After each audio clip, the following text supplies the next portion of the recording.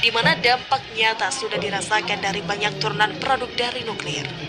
Atas landasan banyaknya manfaat tersebut, Kepala Badan Tenaga Nuklir Nasional atau Batan, Anhar Reza Antariksawan mengingatkan akan adanya manfaat nuklir untuk teknologi pangan dan kesehatan.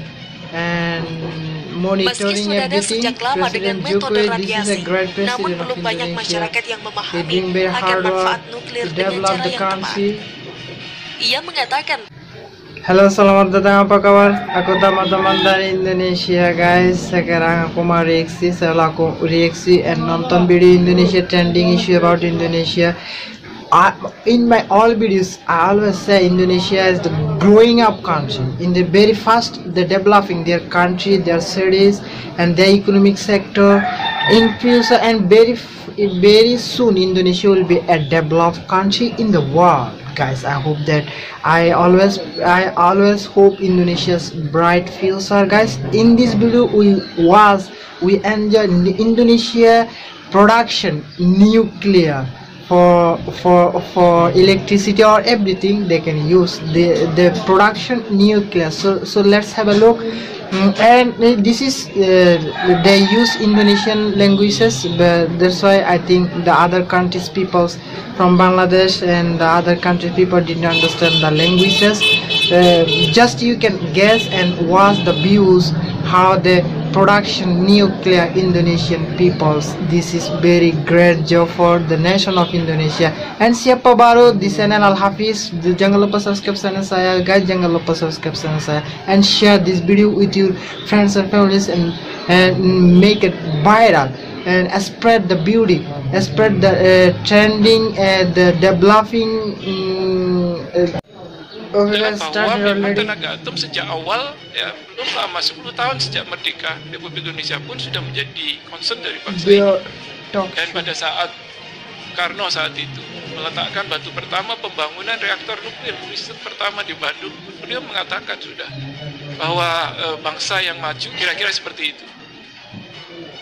Untuk perangi kelaparan, Indonesia siapkan nuklir. Sebelum kita lanjut, jangan lupa subscribe agar tidak ketinggalan informasi terbaru lainnya dari Safe News. Mendengar nuklir, masyarakat awam akan memahami keterkaitan dengan senjata dan bahan peledak yang erat dikaitkan dengan bom. Selintas hal tersebut tidaklah salah, sebab selama ini banyak sejarah dari peperangan antar negara yang menjadikan nuklir sebagai aktor utama dalam peperangan dengan dampak kerusakan yang besar. Namun tidak hanya sampai pada pemahaman akan dampak nuklir terhadap kemajuan teknologi peperangan. Dengan berkembangnya ilmu pengetahuan dan teknologi, sebuah atom yang tidak memiliki inti ini dapat dimanfaatkan fungsinya untuk hal baik bagi manusia. Pendayagunaan nuklir di tangan yang tepat dan dengan cara yang pas, maka banyak hal bisa dilakukan untuk memenuhi kebutuhan manusia.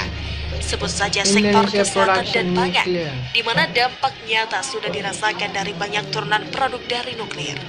Atas landasan banyaknya manfaat tersebut, Kepala Badan Tenaga Nuklir Nasional atau Batan, Anhar Reza Antariksawan mengingatkan akan adanya manfaat nuklir untuk teknologi pangan dan kesehatan.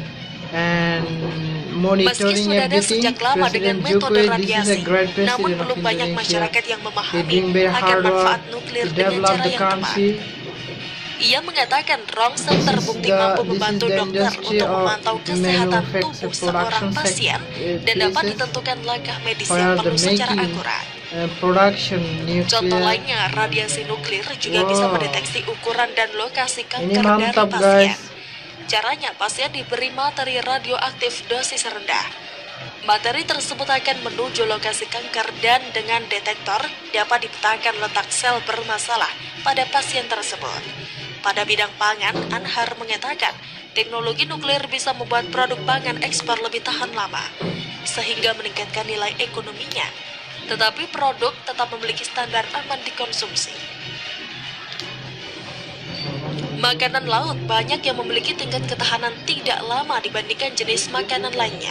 Namun dengan radiasi maka dapat dihilangkan bakterinya, sehingga makanan laut atau seafood akan lebih tahan lama. Penerapan sistem radiasi makanan tersebut sudah banyak dan terbukti diaplikasikan oleh banyak perusahaan makanan di industri pengolahan.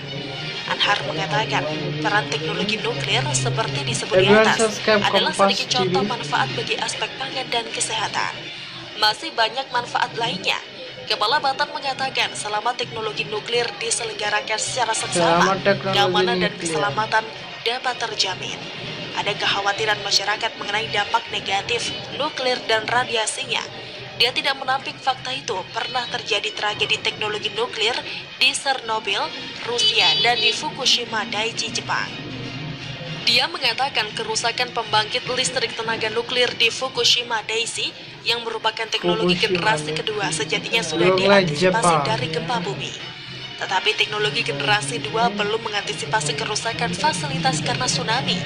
Akan tetapi teknologi keamanan dan keselamatan fasilitas nuklir sudah banyak kemajuan dan tergolong baik.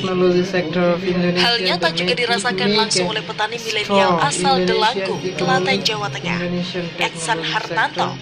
Ia memahami langsung bahwa jenis padi legendaris Rojo Lele ternyata bisa dibangkitkan kembali bibitnya melalui sistem iradiasi pangan. Pendiri sanggar Rojo Lele tersebut mengaku ingin menanamkan kembali padi jenis Rojo Lele di area persawahan di kampungnya. Namun benih yang berkualitas sulit didapat pada awalnya. Berkat adanya penelitian bertahun-tahun dari Batan, bibit Rojo Lele berkualitas kembali dilahirkan dengan varietas turunan yang lebih bagus. Tahun ini sanggar Rojo Lele dilirik oleh UPTD Pertanian Kecamatan Delanggu dan Dinas Pertanian dan Perikanan Kabupaten Klaten untuk bekerja sama dalam uji coba penanaman padi Rojo Lele varietas baru, Serinas dan Serinok yang diluncurkan oleh Batan pada tahun 2019. Melibatkan sekitar 15 orang petani untuk menggarap lahan seluas 4 hektar penanaman kembali padi Rojo Lele setelah sekian puluh tahun tidak ditanam di Delanggu, selaras dengan harapan sanggar Rojo Lele, yaitu mengembalikan nostalgia para petani Delanggu sebagai penghasil beras premium Rojo Lele. Sanggar Rojo Lele juga bermaksud memanfaatkan momentum ini sebagai pintu masuk program penguatan tani, utamanya membentuk kooperasi dan inovasi pertanian. Semangat petani di daerahnya dalam menanam padi sempat menurun. Namun dengan adanya penemuan baru ini yang menjelaskan ada harapan baru bagi desanya untuk melahirkan kembali ikon beras kebanggaan. Kendala masih dihadapi dalam proses penelitian iradiasi pangan ini, diantaranya adalah sanggar Rojo Lele maupun kelompok tani desa Delanggu belum memiliki alat produksi pasca panen mandiri. Sehingga ketika hasil panen dijual ke tengkulak atau penebas, hasilnya akan sama saja ketika menanam padi varietas biasa. Alat-alat yang diperlukan untuk memproses secara mandiri antara lain mesin penggiling gabah, mesin seleb padi menjadi beras, mesin pengemasan atau kemasan sarung atau mesin vakum, alat transportasi angkut hasil panen, dan tempat selepan untuk pengelola hasil produksi. Selain itu, sanggar Rojo Lele dan kelompok tani desa Delanggu belum mendapatkan rekanan kerja yang bersedia membeli beras Rojo Lele tersebut. Kemudian sanggar Rojo Lele maupun kelompok tani desa Delanggu belum memiliki izin dagang hasil panennya sendiri. Apabila hasil penelitian bibit iradiasi tersebut berhasil, maka kemudahan dari penanaman padi akan tercapai. Misalnya, masa panen akan lebih singkat dan hasil padi akan lebih banyak. Sehingga padi legendaris Rojo Lele dapat berjaya kembali sebagai produk unggulan agraris.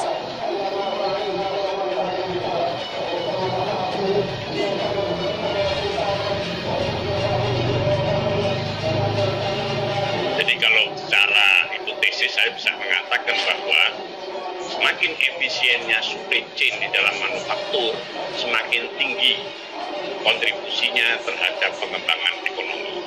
Itu hipotesis yang saya bangun di dalam diskusi ini. Kita coba potret sebelum masuk itu, sebelum revolusi industri pertama.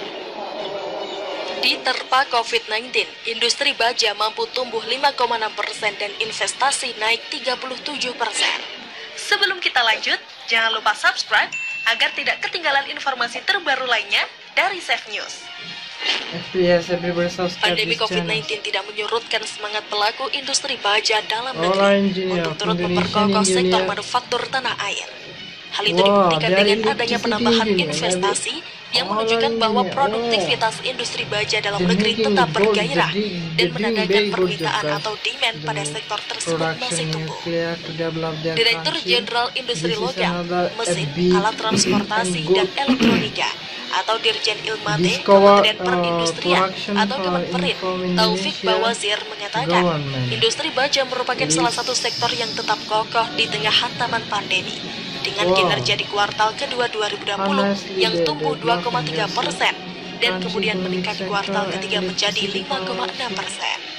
Dia berharap penambahan investasi pada sektor industri baja tersebut berlanjut sejalan dengan program substitusi impor. Pasalnya beberapa produk hulu dari industri baja masih belum diproduksi di dalam negeri.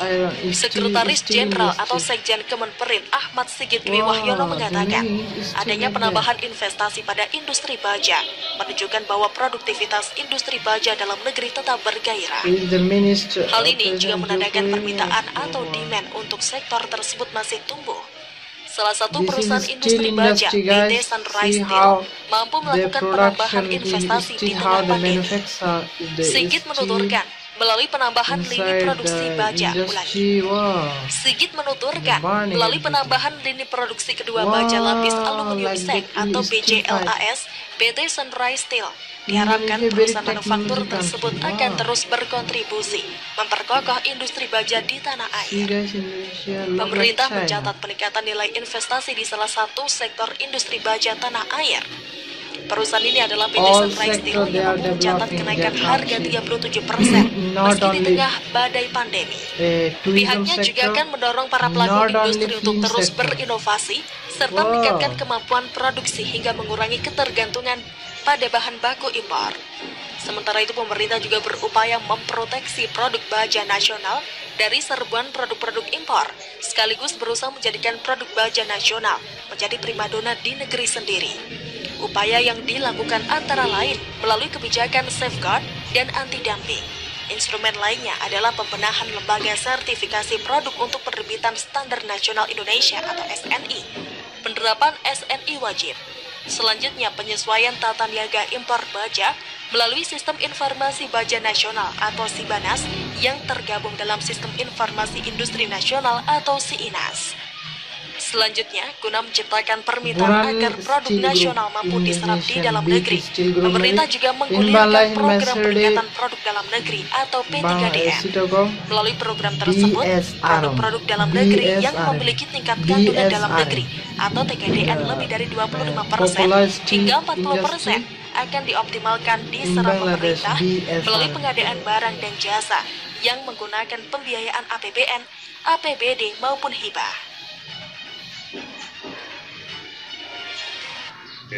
So guys, after all, I would like to say one thing about Indonesia. Indonesia not only developed their country with the tourism sector. If Indonesia can keep like that developing, can continue like that developing their country, Indonesia, very soon Indonesia will be a developed country in the world. Look like all of Asia, a European country. Indonesia not develop their tourism sector, not develop their film sector. They are developing with the technology sector, IT sector, technology sector, agriculture sector, all sector. They developing very fast and very nicely, guys, very intelligently. Wow, they are doing very hard work to develop their countries, and the health sector also. Wow, all sector they are developing their country, and education system also. Wow, very nice. This is proud of Indonesia. I think very fast they will be a developed country. This is nuclear, the production nuclear, look like Japan. Wow, very nice. This is after when they completely successful this nuclear industry or nuclear system, Indonesia can use more powerful light in the cities. Now they use the solar panel light. I see in Jakarta, when they completely successful to production nuclear, after that they can use powerful light and electricity all the cities and country and the village area also. Wow, very nice and very great job. This will make a strong economic condition of Indonesia and all technology sector also. Wow, they're making train also, bus also, motorbike also, car also, and airplane also. They never import from the other country. Indonesia, how unique country. They never import the car from the other country. They never import the airplane from other country. They own technology. They build it. They manufacture it. They production it themselves. They own technology. They're using it. Wow, how strange Indonesia. Very nice country in the Southeast Asia, guys. I love this. Indonesia, very soon there will be a developed country. I hope that Indonesia's bright future and good future, guys. As a Bangladeshi, I feel that I also feel proud of Indonesia because I love Indonesian peoples, the country of Indonesia.